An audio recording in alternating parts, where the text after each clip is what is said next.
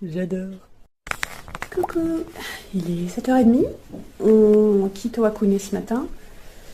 On a une ou deux petites choses à voir avant de faire un bon 4 heures de route jusqu'à l'hôtel suivant. Et il faut pas vraiment qu'on se traîne parce que la réception ferme à 16h, donc il faut qu'on arrive avant. C'est pour ça qu'on part un petit peu plus tôt que ce que j'avais prévu. S'il n'y aurait pas eu ça, j'aurais prévu qu'on reste, si on voulait, jusqu'au check-out à 10h. On change un petit peu nos plans, c'est pas grave. C'est prêt, même petit déj qu'hier. Donc tartine à la confiture de prune, cappuccino caramel et jus d'orange.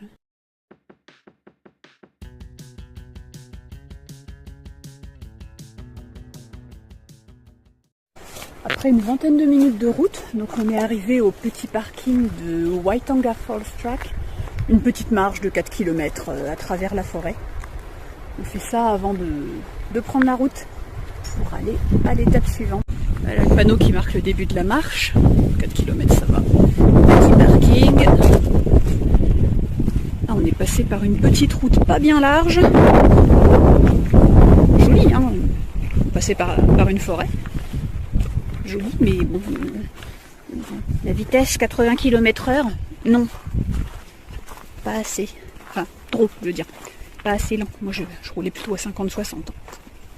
Allez, c'est parti pour 1h30 de marche. On a encore un petit peu mal au canne après la rando d'hier, mais moins que ce que je craignais, ça va. Marion, même chose. Donc aujourd'hui c'est quand même une journée très cool niveau marche. On lève un peu le pied quand même.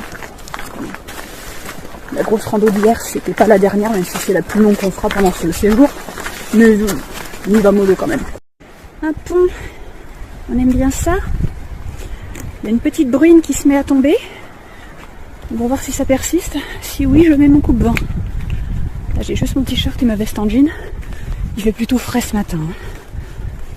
Il doit faire dans les peut-être une quinzaine de degrés. Donc on surveille ça et on est équipé. Je m'arrête 2 secondes pour vous montrer une fougère argentée. C'est pas la première fois qu'on en voit, mais bon. Avec le kiwi, c'est un des symboles de la Nouvelle-Zélande.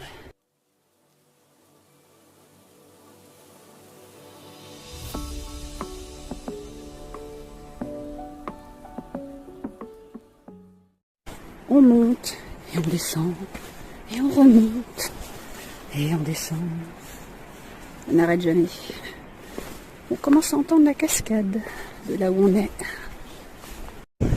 Après une grosse demi-heure de marche, donc nous voici devant Waitanga Falls. Ce sont les plus hautes chutes d'eau du parc national du Tongariro. Elles font 36 ou 39 mètres, je ne sais plus. Alors, on n'est pas resté longtemps, hein, vu que la vue était pas mal obstruée. Je pense que si on était allé de l'autre côté du ruisseau, on aurait mieux vu. Mais on ne voulait pas le tenter. Vu qu'il a plu un peu, le courant est assez fort. Et puis on se serait quand même pas mal mouillé les pieds. Non, ça vaut pas le coup. Donc on refait le chemin inverse. On sort de la forêt. Et on revient côté marécage.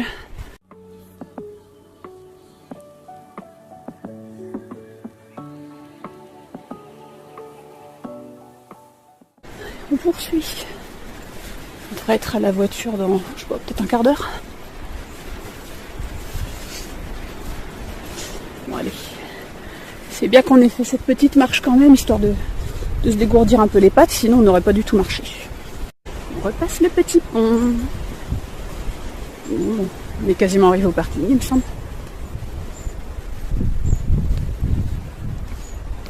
Donc voilà au parking. On a mis 1h10 sur les 1h30 annoncées. On fait un tout petit stop ici, vraiment rapide, mais comme c'est sur la route et que... Voilà, vous saurez pourquoi. Des marches. À croire qu'ils adorent ça ici.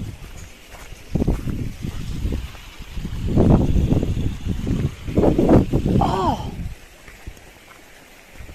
Attends.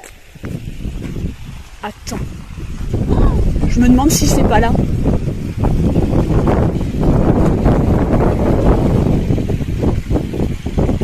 Et j'ai l'impression de reconnaître.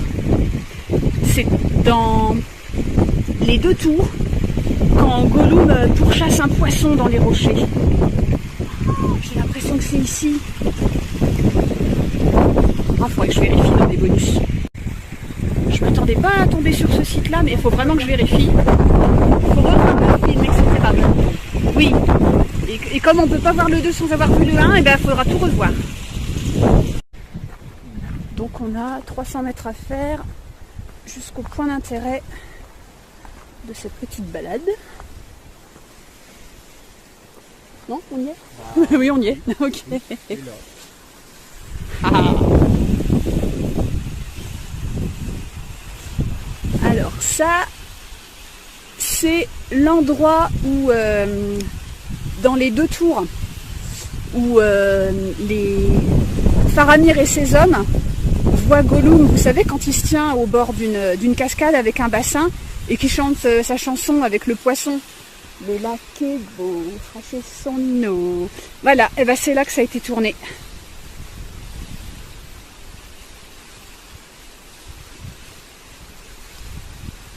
Hop, puis juste au-dessus, c'est les rochers là, que je viens de voir.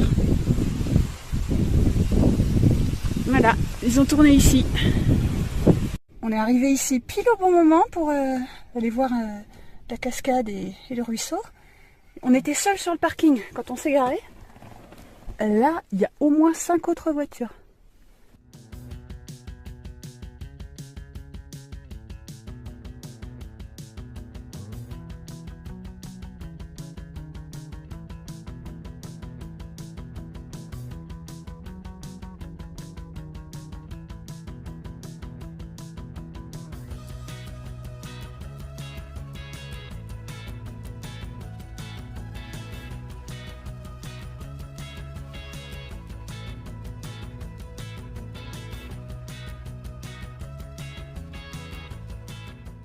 Euh, 4 heures de route depuis Oakune. Donc nous voilà arrivés là où on va rester pour une nuit à Martinborough dans un établissement du nom du Breckenridge Country Retreat and Spa. Breckenridge pour faire plus court. Alors c'est le plus grand logement qu'on aura pendant nos vacances. Petite vue depuis l'arrière du cottage. Voilà, donc on est en plein vignoble. Alors on a donc petite table, des chaises. Là je ne sais pas ce que c'est. Alors on entre, on a la salle à manger, on a la cuisine donc, tout équipé. Voilà. Ça fait campagne. Ça fait maison de campagne. Bon. C'est sympa. Allez, on découvre, hein, parce que c'est comme à chaque fois, je connais pas du tout l'endroit, je découvre avec vous. Salle de bain. Il y en a 2. Alors, donc là, nous avons une douche. Voilà, grande douche. À l'italienne. Notre propre lave-linge et sèche-linge. Bon, vu qu'on a fait des lessivières, on n'en aura pas besoin. Mais bon, voilà. Les popos. Hop, là. Alors, sûrement un coin rangement. Une autre salle de bain, alors avec baignoire cette fois-ci. Ok, pommeau de douche amovible, lavabo. Hop, toilette également. La fenêtre, on sait pourquoi. Et donc, nous avons 2 chambres. Oh, dis donc, ça c'est du king size. Hop, première chambre, donc qui donne sur l'avant. Donc là, c'est l'allée par laquelle les voitures passent. Voilà, avec un petit bureau, une garde-robe, ok. Et deuxième chambre, oh, aussi avec un lit king size. Il va se perdre Marion là-dedans. Les king size, ils trouvent ça trop grand. Voilà, donc pareil, voilà. Avec les tables de chevet, la garde-robe, un petit bureau. Ok. Voilà, et donc l'avant du cottage. Hop, voilà. On est un peu à l'extérieur de la ville. Donc voilà. Le cottage vu de l'extérieur. Voilà. Alors tout ça fait 96 mètres carrés. Après être allé chercher de l'essence à la ville d'à côté, On a passé un petit moment à la piscine de l'hôtel, une vingtaine de minutes, pas plus, parce que l'eau est quand même froide.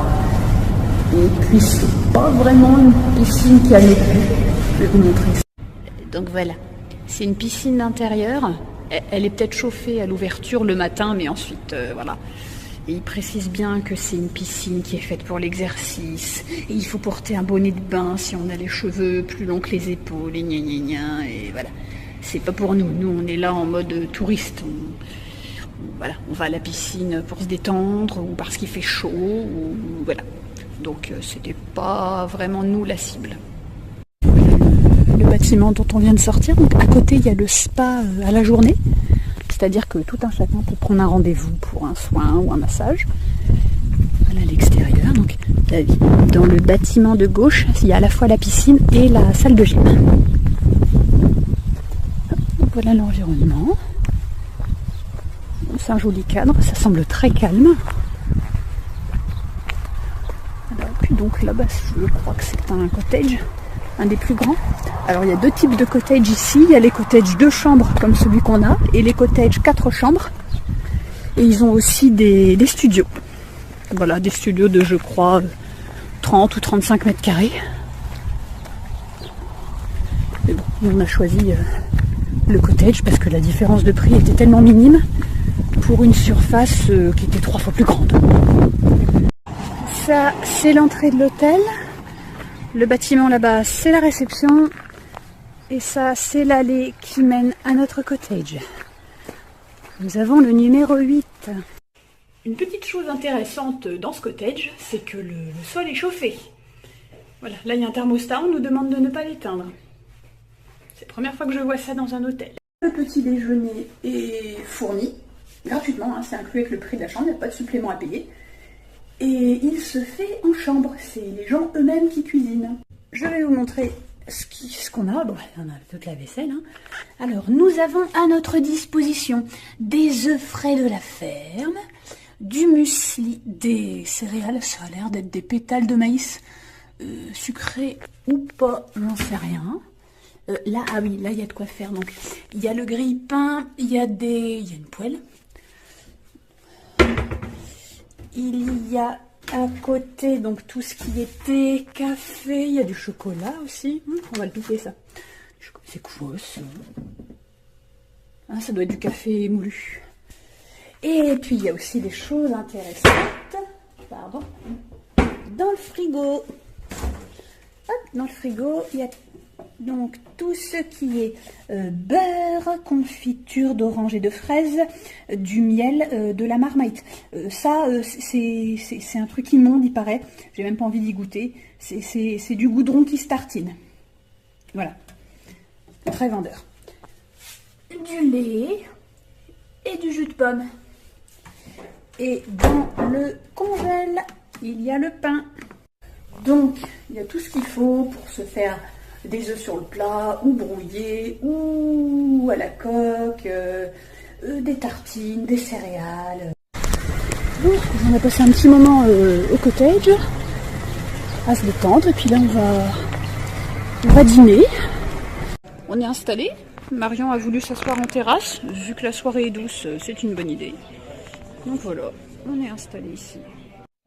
Je vais profiter que la commande est passée, qu'on attend d'être servi, pour vous donner 2-3 infos sur la ville où nous sommes. Donc nous sommes dans la ville de Martinborough, qui est donc dans le vignoble au sud-est de l'île du Nord.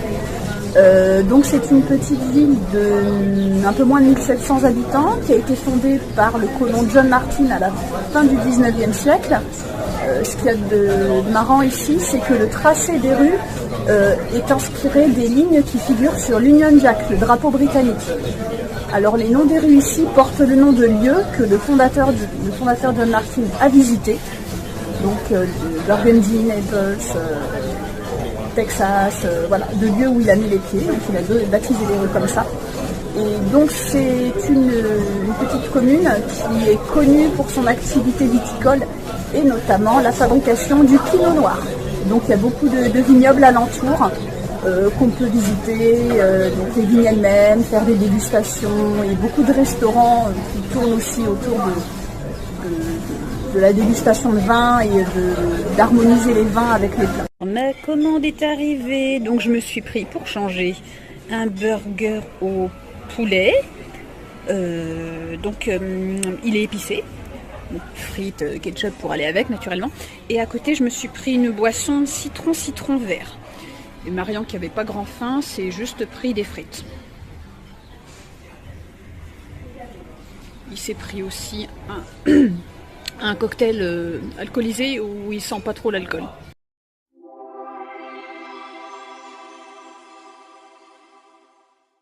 L'action, c'est que la plaque Pacifique est poussée sous la plaque australienne. Donc la plaque Pacifique est bleu foncé, la plaque australienne bleu clair. Et ça a donné comme résultat les volcans de l'île du Nord.